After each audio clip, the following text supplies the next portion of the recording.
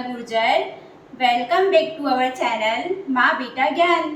तो students, I will teach you subject science class 8th का chapter number 1। Which subject? Science में chapter number 1 जिसका name होता है क्रॉप प्रोडक्शन एंड मैनेजमेंट। क्या है students? Crop production and management. तो स्टूडेंट्स, क्रॉप मीन्स क्या होता है? What is crops? तो क्रॉप्स मतलब होता है स्टूडेंट्स हमारे घर में जो खाने पीने की चीजें आती है, ग्रेन, सब्जी, फ्रूट, तो ये सब कहाँ से आती है? खेतों से। इनको कौन ग्रो करता है? फार्मर। तो जब फार्मर अपने खेतों में, फील्ड में लार्ज अमाउंट में, लार्ज स्केल पर फसलों को ग्रो करता है, उसको कहा जाता है क्रॉप्स। क्या कहा जाएगा स्टूडेंट्स? क्रॉप्स। क्या है डेफिनेशन? क्या होगी? A cultivated plant that is grow on a large scale commercially and harvested for profit is called crops. मतलब कि जब फार्मर फसलों को ज्यादा मात्रा में खेतों में ग्रो करते हैं और अपने फायदे के लिए जब उनको कट कर लेते हैं तो उसको कहा जाता है crops students. Okay students, understand? Next है production, crop production and management. मतलब कि जो क्रॉप्स का प्रोडक्शन हुआ है उसका मैनेजमेंट कैसे किया जाता है, मींस उसको किस टाइप से उसका ग्रो किया जाता है, कट किया जाता है, उसको कैसे तैयार किया जाता है एंड कैसे उसको रखा जाता है। तो हम इस चैप्टर में इसी बारे में आज पढ़ने वाले हैं स्टूडेंट्स। तो अगर आपको भी चैप्टर नंबर 1 क्लास 8 का चैप्टर नंबर 1 समझना है तो प्लीज वीडियो को कंटिन्यू देखते रहिए। एंड अगर आपने मेरा चैनल सब्सक्राइब नहीं किया है तो please subscribe my channel. Okay students, तो सबसे पहले मैंने अभी आपको बताया कि व्हाट इज क्रॉप्स। क्रॉप्स क्या होती है?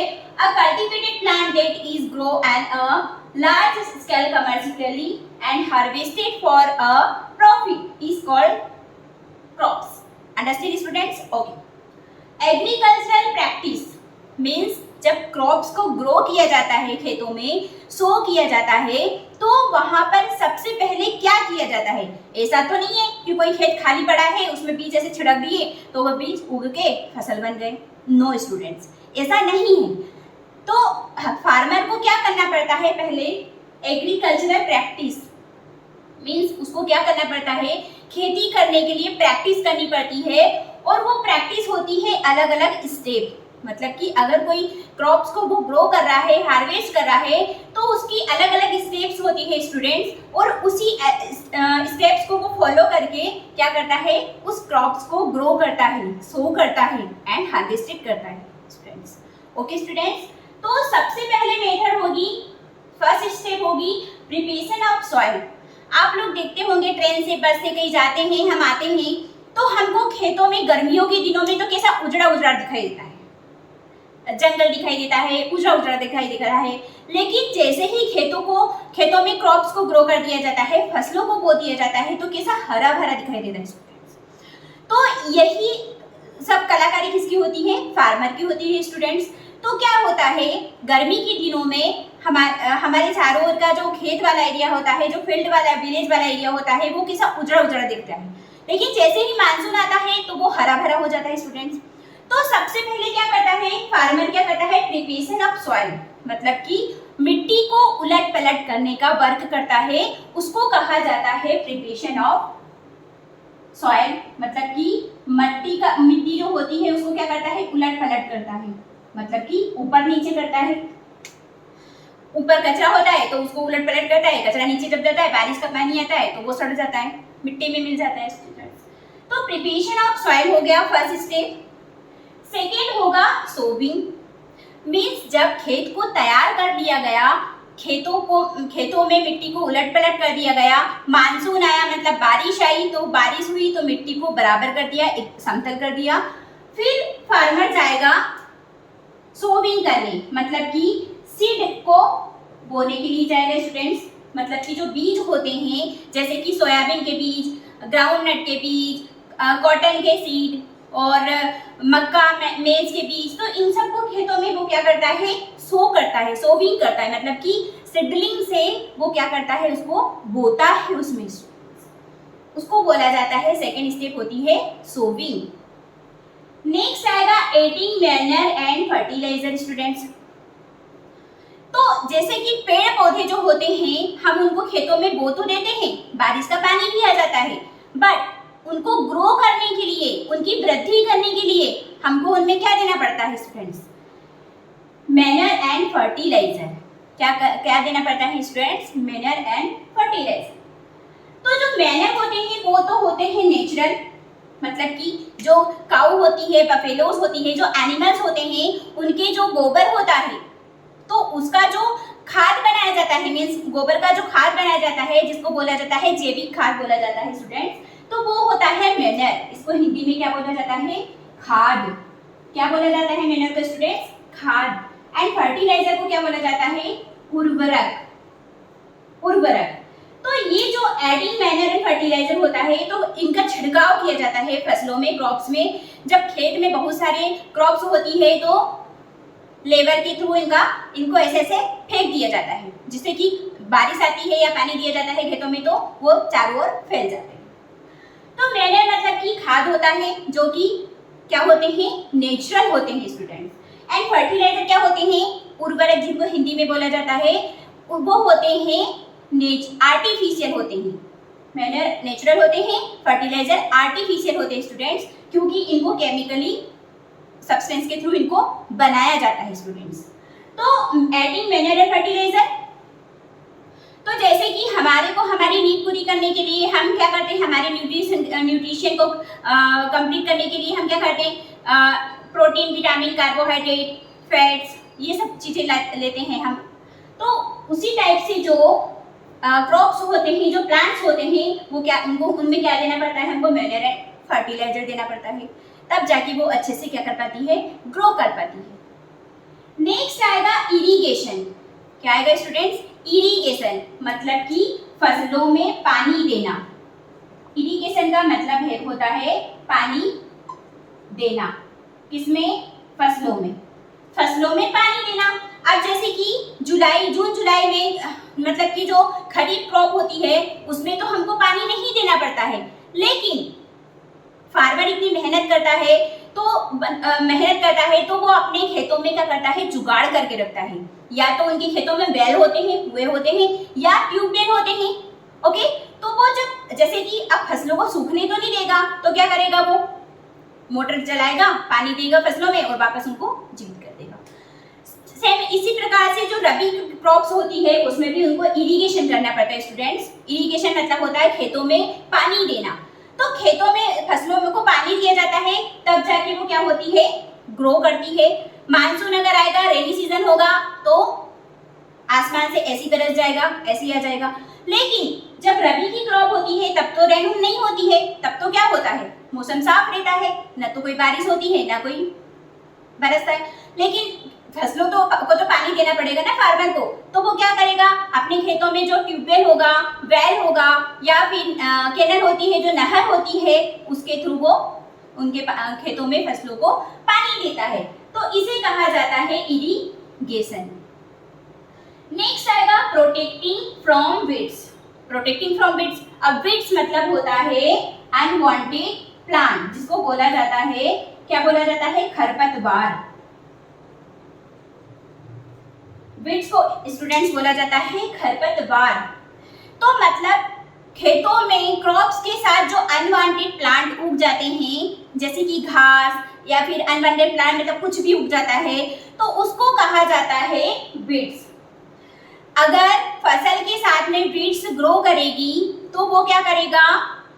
फैल जाएगी खेतों में, और जो क्रॉप्स होगी, जो मेन क्रॉप्स होगी, उसको बढ़ने नहीं देगी। इसलिए फार्मर को क्या करना पड़ता है? उसको या तो लेबर के थ्रू उखाड़ के फेंकना पड़ता है, या फिर पेस्टिसाइड का यूज करना पड़ता है स्टूडेंट्स। पेस्टिसाइड मतलब ऐसे दवाइयों का छिड़काव करते हैं जिससे फसल तो क्रॉप्स तो सेफ रहती है, लेकिन वो जो वीड्स होते हैं वो जल के नष्ट हो जाते हैं, वो खत्म हो जाते हैं। तो इस टाइप से प्रोटेक्टिंग ऑफ वीड्स आया समझ में स्टूडेंट्स। नेक्स्ट आएगा हार्वेस्टिंग। अब देखिए स्टूडेंट्स, तो पहले तो खेतों में तैयारी की क्रॉप्स को ग्रो करने के लिए, मिट्टी को उलट पलट कर दिया, सोविंग किया, बीज बो दिया खेतों में, फिर क्या किया? उसमें उसको बढ़ाने के लिए, उसको ग्रो करने के लिए उसमें न्यूट्रिएंट्स दे दिए मैन्योर एंड फर्टिलाइजर के थ्रू। इरिगेशन मतलब कि अगर पानी नहीं आया, आसमान से बारिश नहीं आई तो उसमें क्या कर दिया, इरिगेशन कर दिया, पानी दे दिया। प्रोटेक्टिंग फॉर पेड़्स, अनवांटेड प्लांट उठ गए, उनको उखाड़ के फेंक दिए या फिर उनको नष्ट कर दिए गए। हार्वेस्टिंग, अब क्या हुआ, ये सारी प्रोसेस हो गई तो क्रॉप्स क्या हो गई, पक गई। क्रॉप्स में क्या हो गई, पक गई, वो मतलब कि उसमें सीड प्रॉपर रूप से बन गया। तो उसको क्या करेंगे, वो हार्वेस्ट करेंगे स्टूडेंट्स। क्या करेंगे, हार्वेस्ट। तो हार्वेस्ट का मतलब होता है क्रॉप पक गई है, उसको कट करो एंड उसके बीज को अलग निकाल के अपने घर पे ले आओ। तो ये होता है हार्वेस्टिंग।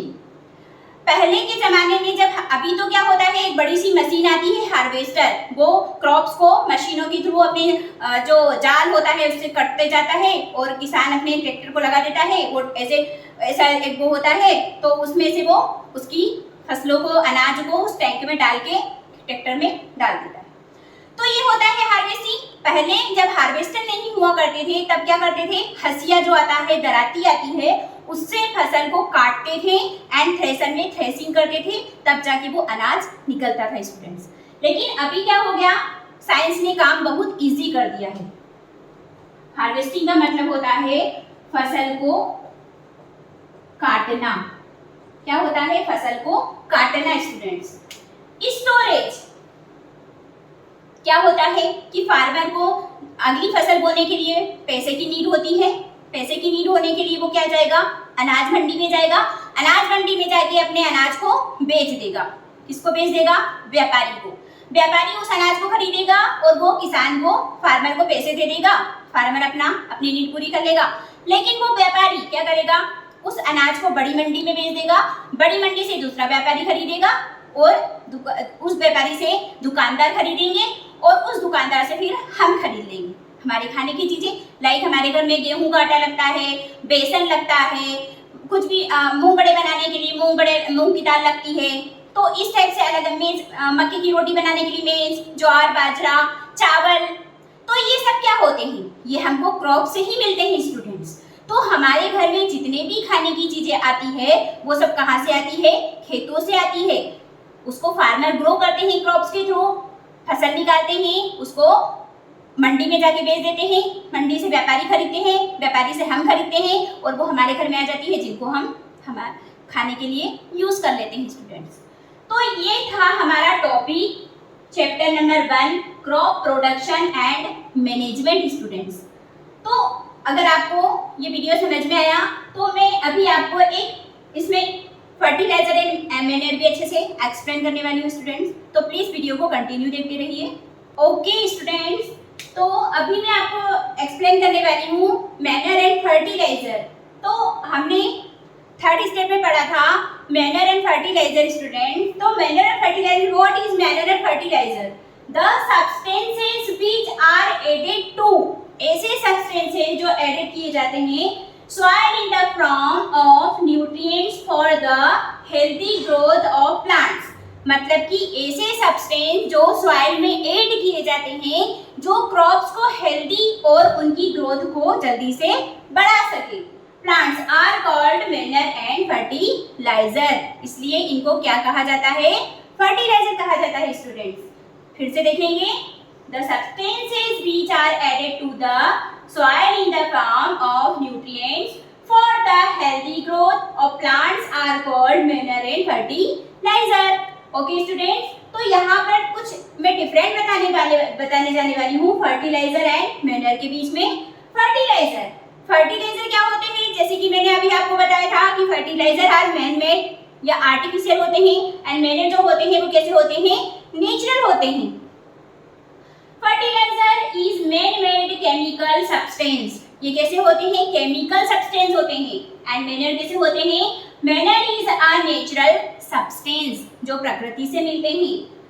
सेकेंड आएगा fertiliser is prepared in factories, जो फर्टिलाइजर होते हैं वो बड़ी बड़ी फैक्ट्रीज में बनाए जाते हैं।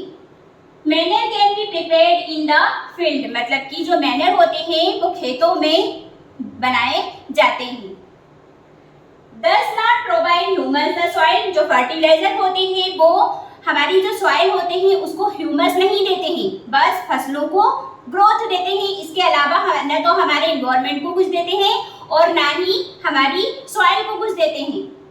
Manner provide a lot of humus the soil, जो मैनर होते हैं नेचुरल होते हैं वो हमारी सॉइल को क्या करते हैं, ह्यूमस देते हैं, मतलब कि उर्वरा शक्ति को बढ़ाते हैं एंड हमारे एटमॉस्फेयर को भी अच्छे से रखते हैं। Fertiliser has helped farmer to get profit, मतलब कि जो फार्मर फर्टिलाइजर अपने फसलों में फर्टिलाइजर का यूज करते हैं उनकी फसलें ज्यादा मात्रा में होती है, ज्यादा क्वांटिटी में होती है और अच्छे से ग्रोथ करती है। और जो मैनर होते हैं उनकी फसलें कम क्वांटिटी में होती है लेकिन वो कैसी होती है, हेल्दी होती है हमारे हेल्थ के लिए।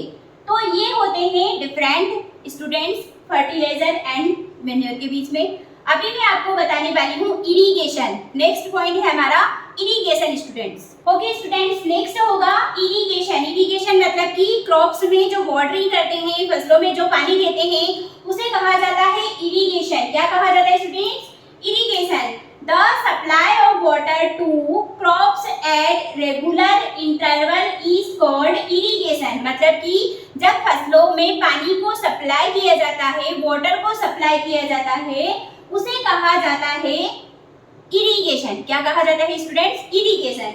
अब जो इरिगेशन होते हैं उसके टू टाइप्स के सोर्सेज होते हैं। पहले जब साइंस का जमाना नहीं था, बहुत पुरानी बात है, जब दादा दादाजी का जमाना था, ट्रेडिशनल जिसको बोला जाता है ट्रेडिशनल मेथड, जब न तो इलेक्ट्रिसिटी थी न जब कोई मशीनें थी, तब क्या करते थे खेतों में पानी देने के लिए, मोए, चेन पंप, ढेकली, रेहड़, मतलब कि ये अलग अलग सिस्टम थे जो कुओं के द्वारा नदियों में से पानी इस मेथड के थ्रू अपने खेतों में पानी पहुंचाते थे क्रॉप्स में फार्मर। मॉडर्न मेथड में क्या है, स्प्रिंकलर सिस्टम एंड सेकंड आएगा ड्रिप सिस्टम। स्प्रिंकलर सिस्टम ऐसा सिस्टम होता है जिसमें कुओं से, ट्यूबवेल से, पाइप के द्वारा फसलों में पानी डाला जाता है जिससे कि क्रॉप्स को पानी आसानी से मिल जाता है। एंड स्प्रिंकलर ड्रिप सिस्टम में क्या होता है, ऐसी एक पाइप बिछाया जाता है जिसमें छेद कर दिए जाते हैं, होल कर दिए जाते हैं और जहां पर ट्री होते हैं, पौधे के प्लांट होते हैं, वहां पर उसमें छोड़ा जाता है, मतलब कि उनकी रूट में ही पानी को दिया जाता है। ये वाली मेथड जहां ऐसा सिस्टम वहां पर किया जाता है जहां पर पानी की कमी होती है, जिसके कारण किसान ये वाली मेथड को अपनाते हैं जिससे उनकी फसल सूख नहीं पाती है स्टूडेंट्स। ओके स्टूडेंट्स, नेक्स्ट आएगा I think weed. Okay students, तो after irrigation we will learn about weeds. मैंने जैसे कि अभी आपको बताया था जब मैं चैप्टर को एक्सप्लेन कर रही थी कि वीड्स आर अनवांटेड प्लांट, मतलब कि जो फसलों के साथ में अनवांटेड प्लांट होते हैं वो होते हैं वीड्स होते हैं students. In a field, many other unwanted plants may grow naturally along with crops are called weeds. मतलब कि जो नेचुरली तरीके से क्रॉप्स के साथ में अनवांटेड प्लांट ग्रो होते हैं उन्हें कहा जाता है weeds स्टूडेंट्स। अब weeds को हम नष्ट करने के लिए क्या करते हैं, पेस्टिसाइड यूज करते हैं या फिर उनको उखाड़कर, जड़ से उखाड़कर फेंक देते हैं स्टूडेंट्स। हार्वेस्टिंग, नेक्स्ट आएगा harvesting students. Harvesting is a crop is an important task of cutting of crops. मतलब कि जो हार्वेस्टिंग होता है वो क्रॉप्स को कटिंग करने का इम्पोर्टेंट पार्ट होता है। अभी तक तो हमने ग्रेन को सो किया खेतों में, इरिगेशन किया, वेट्स किया, मैन्योर फर्टिलाइजर दिया, उसके बाद जब फसल पक गई, जब क्रॉप्स पक गई पूरी तरीके से, तो उसको क्या कर लेंगे स्टूडेंट्स, हम हार्वेस्ट कर लेंगे, उसको कट कर लेंगे, हार्वेस्टिंग करेंगे। तो harvesting is crop is an important task, मतलब कि ये होता है इम्पोर्टेंट टास्क होता है students. The cutting of crop are called harvesting, मतलब कि जब खेतों से फसलों को कट कर लिया जाता है, उनको अनाज का रूप दे दिया जाता है, ग्रेन में बदल दिया जाता है, वो होते हैं, वो मेथड होती है हार्वेस्टिंग स्टूडेंट्स। नेक्स्ट आएगा स्टोरेज। अब हार्वेस्ट कर लिया, क्रॉप्स को ग्रेन में कन्वर्ट कर दिया, तो अब उसको क्या करेंगे, स्टोरेज करेंगे स्टूडेंट्स। स्टोरेज में आएगा grains are to be kept for longer time. जो ग्रेन होता है, अनाज होता है, उसको लंबे समय तक के लिए रखा जाता है स्टोर करके, तो इस मेथड को कहा जाता है storage of grain. They should be safe for, insect and moisture, मतलब कि वो बारिश के दिनों में जो नमी होती है उससे बचे रहते हैं, और ग्रेन इंसेक्ट मतलब कि जो इंसेक्ट्स होते हैं कीड़े मकोड़े, उनको खाने से उनको बचाया जा सकता है स्टूडेंट्स। तो ये था हमारा chapter first, crop production and management. तो बच्चों आपको चैप्टर कैसा लगा समझकर? अगर आपको क्लास 8 का चैप्टर फर्स्ट समझने में अच्छा लगा, मजा आया, तो प्लीज वीडियो को लाइक कीजिए, एंड अगर आपने मेरा चैनल सब्सक्राइब नहीं किया है तो प्लीज मेरे चैनल को सब्सक्राइब कीजिए ताकि आपको मेरे वीडियो मिलते रहे। Thank you so much.